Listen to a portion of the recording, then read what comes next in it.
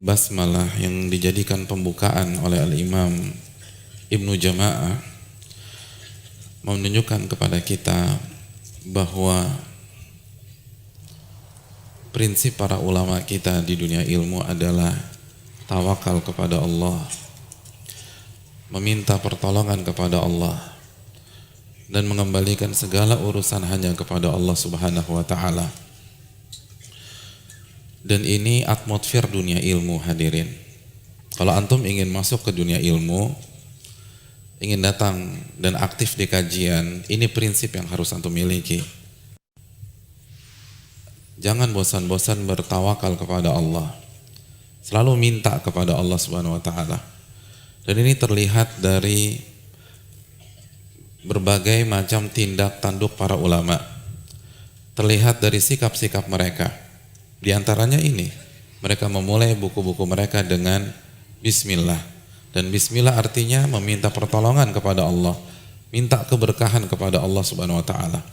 Jadi walaupun mereka cerdas-cerdas, Al-Imam Ibnu Jama'ah di usia muda itu sudah jadi hakim syar'i. Beliau tidak mengandalkan kecerdasan beliau ketika menulis buku ini. Yang beliau andalkan adalah kekuatan Allah. Yang beliau andalkan adalah ilmu Allah Subhanahu wa ta'ala. Makanya beliau mulai dengan Bismillahirrahmanirrahim. Dan di antara potret para ulama tentang masalah ini, bagaimana mereka menamai buku-buku mereka. Banyak para ulama menamai buku-buku mereka berdasarkan prinsip ini.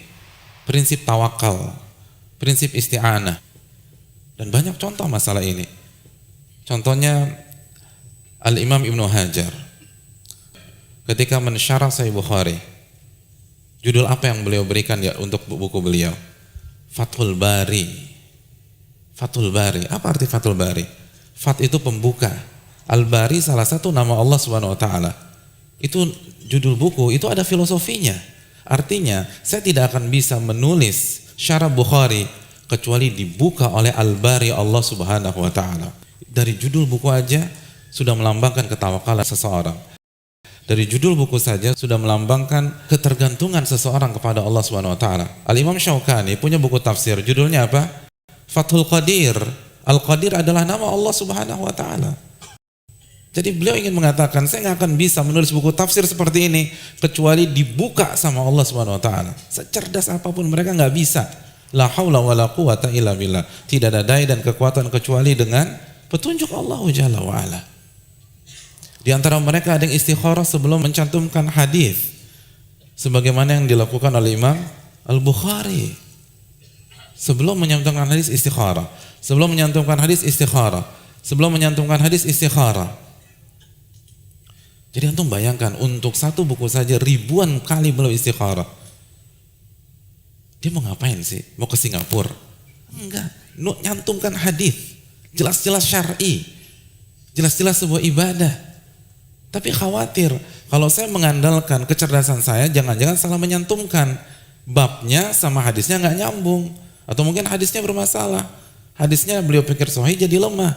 Al-Imam Bukhari, hadirin yang dirahmati oleh Allah, ulama yang cerdasnya begitu luar biasa, alimnya begitu luar biasa, kemampuan hafalannya begitu luar biasa, tapi begitu mencantumkan hadis istikharah, istikharah, istikharah, istikharah. Istikharah artinya meminta pandangan dan tuntunan dari Allah Subhanahu wa taala. Istikharah artinya meminta advice dari Allah Jalla wa ala. Itu orang cerdas. Yang cerdasnya ribuan kali daripada kita. Istikharah setiap menyantumkan hadis. Ribuan kali istikharah hanya untuk satu buku. Antum, saya dalam hidup ini berapa kali istikharah? Coba. Paling sekali. Pas mau merit, mau kawin, iya. Dan gitu kawinnya cuma sekali. Udah sekali seumur hidup. Subhanallah. Makanya kurang berkah hidup kita dibanding para ulama.